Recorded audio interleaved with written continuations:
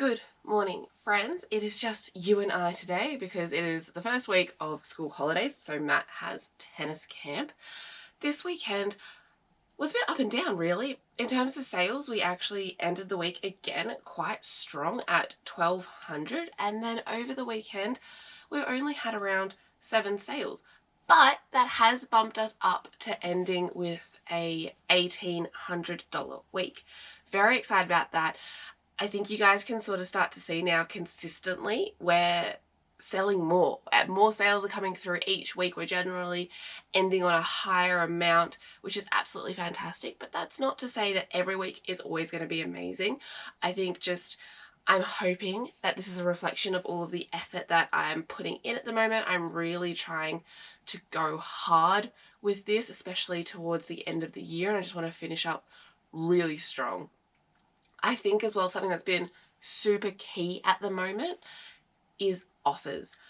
Not everyone has allow offers turned on because they sort of look at it and go, well, why would anyone pay full price if you've got the allows offers section? It's basically saying that the price that I've listed, I don't even stand by. And I would say that's definitely not true. We have things that definitely sell on full price. But at the end of the day, because as I've said to you guys a lot recently, the market fluctuates so much, and depending on when you priced out that item, and especially for me, scheduled, like I have things going live in a month's time, the market might be different by the time that item actually goes live. So I feel like for us, it would be very detrimental to our business because of the method of scheduling things so far out to not be open to accepting offers. I would say out of the 7 sales this week, probably 5 of them were on offer, either through me sending a 5% off discount or them shooting us through an offer and us accepting it. So I think in that standpoint, you've always got to keep it really open. Doesn't mean you have to accept every offer under the sun, because not every offer is going to be good. I think, though, it is important to be open to those opportunities and potential sales rather than being so narrowed and siloed into what you think is the right price for things. Now, let's get through what has sold from lowest value to highest. First up, we have a book. I believe it is this one. 20th Century Fox. We have had this in our store for quite a while now. We bought it back in July 2024. This we got at a book fair. We paid $4 for it.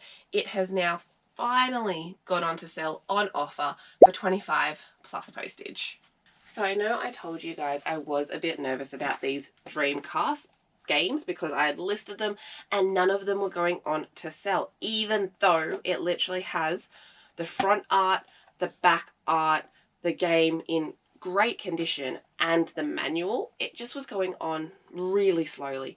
Finally, we're starting to see some traction on these, even so much that we're actually getting repeat buyers on this, and this one is going out to a repeat buyer for $32.99 plus postage.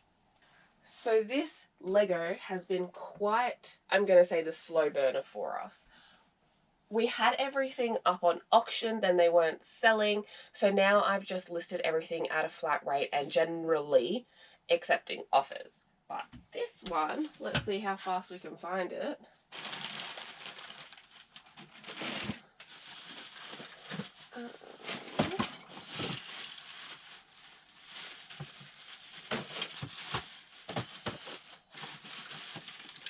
I believe is this one, 75080.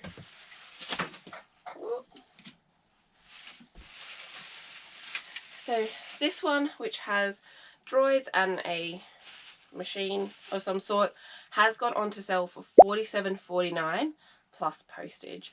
We do still have a fair few Lego, like Star Wars Lego bundles left. A lot of these, unfortunately, are somewhat incomplete. This one I've got written down as like 95% complete because it might be missing a figure or it might be missing some bullets or something like that, like something quite small, but it's got majority of it, which does, I've now found out, hurt the value when you're trying to resell these, because people want them to be complete. When we did that Lego buy last time and everything was complete with manuals, those flew off the shelves. As soon as you're starting to say like 95% complete, obviously I want to be upfront so people don't complain that it's not all of the pieces that it should be in there. But at the same time, I'm definitely noticing it's taking a lot longer to sell. Now, this one we've had for a while. This is a purchase from 2024. We only paid $10 for this 3D Blu-ray DVD player. It has finally gone on to sale for our full asking price of $99.99 plus postage. This one hasn't been listed since last year.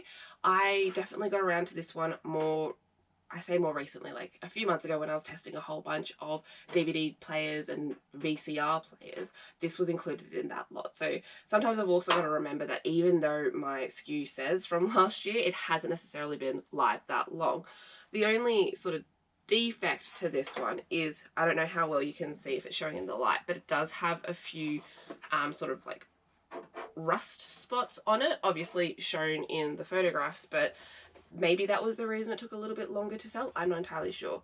Still, I cannot complain with a $100 sale price when we only spent $10 on it. One trend I'm going to say is relatively consistent and one that we can generally predict is sports trends.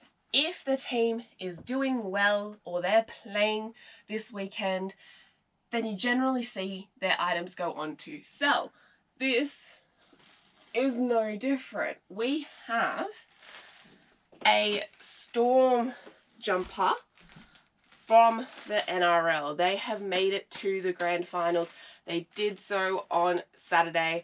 They will be versing the Broncos, who won last night, but this did go on to sell on Saturday when they won. We have found that happens a lot for us, especially with supporter merch. They generally go on to sell when the team is doing well, or especially if there's a grand final. Similarly, for events like State of Origin, when we have State of Origin stuff listed, we obviously find that there is a greater interest in the week or so leading up to the actual, like, one of the games. So I think that that's important to think about if you do buy sports stuff and you know that they're playing before the season ends. Obviously, try and list up the stuff ASAP, because it's generally, you're going to find that it's not as likely to sell during the off season, so then you'll have to wait again until next year when that starts back up. But this one has gone on to sell for $89.99 plus postage. We did pay up for this because we got it in a whole bunch of jumper jersey bundle, roughly around $60. So not the highest flip there, but still I'm glad to be making some money. I just thought it was probably worth a bit more when we were purchasing. Now this one was an absolute steal of a deal for us. We did get it in November last year. We only paid $5 for it, and it is a working Olympus DSLR camera, plus manual, plus charger, all tested and working. It has a few extra goodies in here as well. We had it listed for $120, and then I had a watcher on it, sent them a 5% off offer, to which they accepted. So now it has gone on to sell for $112.99 plus postage, I believe. This one, again, sat around for a little bit longer, probably because I had scheduled it on the higher end, but the 5% offer was definitely enough to entice them to immediately purchase. So I'm very glad that that one went through. Now this one was a pretty quick flip. I bought this after a video. If you recall, I went to some markets and I met those very lovely old ladies, and I said at the end of the video I was going to go to some thrift shops because it had been a bit of a slim picking day. This was actually one of the items that I picked up at an op shop. We paid up for it. We paid $45 for it, but it is a vintage Star Wars chess set, complete Inside, everything is so minty. I was very happy, but I did have to take the gamble at the op shop because they had taped it all closed. They did say on the front that it was complete, so I had to take their word for it. But the problem is, I didn't know in what condition it was going to be in. Thankfully, it was in great nick. We then sold this on offer. We consistently saw it again selling for $120 or so. They sent us a little bit of an offer and we accepted it. So now it has gone on to sell for $14 plus postage. Also, another really quick flip and the highest sale for this weekend is in this tub. Let's not have the violin fall on me. See, it's dangerous when I do this by myself, guys. But again, you would have seen this.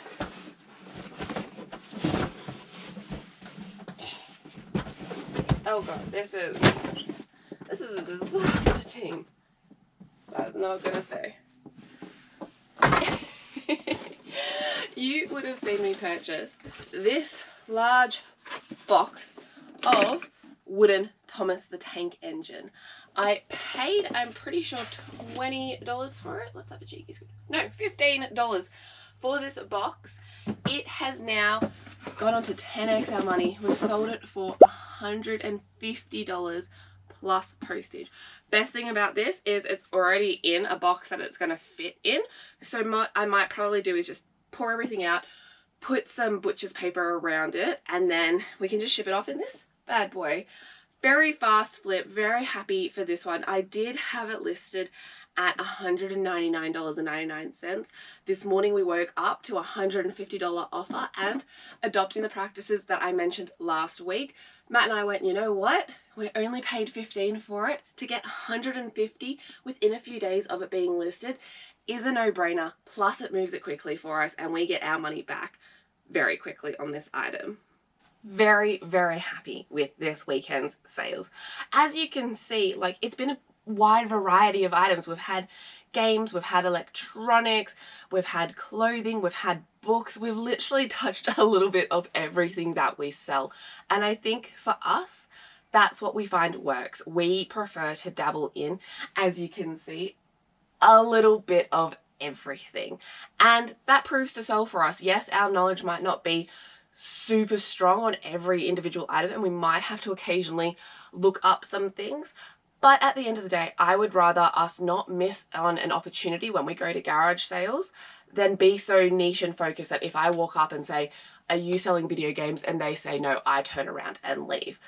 I'm all about maximizing profit plus saving things from landfill. A lot of the time when people do garage sales, they will just throw things out. At the end of the day, it's not their problem. They tried to move it on and they couldn't. So if I can save any of that and rehome it to someone who didn't have the opportunity to go to that garage sale, I am more than happy to do so. Fingers crossed this year we end strong. It's looking like we are. This month, if it keeps on going, will probably be our highest month in sales this year. Fingers crossed. I mean, we just want to keep going with, like, if this keeps on going, we are projected to have 100,000 in sales this year, which is absolutely phenomenon. And I cannot complain at all. Something else I also forgot to mention. We did sell, I'll put a picture here, this butterfly tapestry bag on Marketplace for $20. This has been sitting in our store for ever. It was one of the first things we picked up on council cleanup forever ago. It's been sitting on Matt's Marketplace for so long and finally someone was like, yeah, I'll take it, and done. I don't know how that happens, guys, but very happy to see it finally go to a new home. Let me know how your weekend went in terms of sales, if you guys are seeing an uptick as well, if you're buckling down and really trying to end the year with some gusto. Keep us posted, tell us your stories. We love to hear from you. And as per always, we will catch you on the next one. Bye!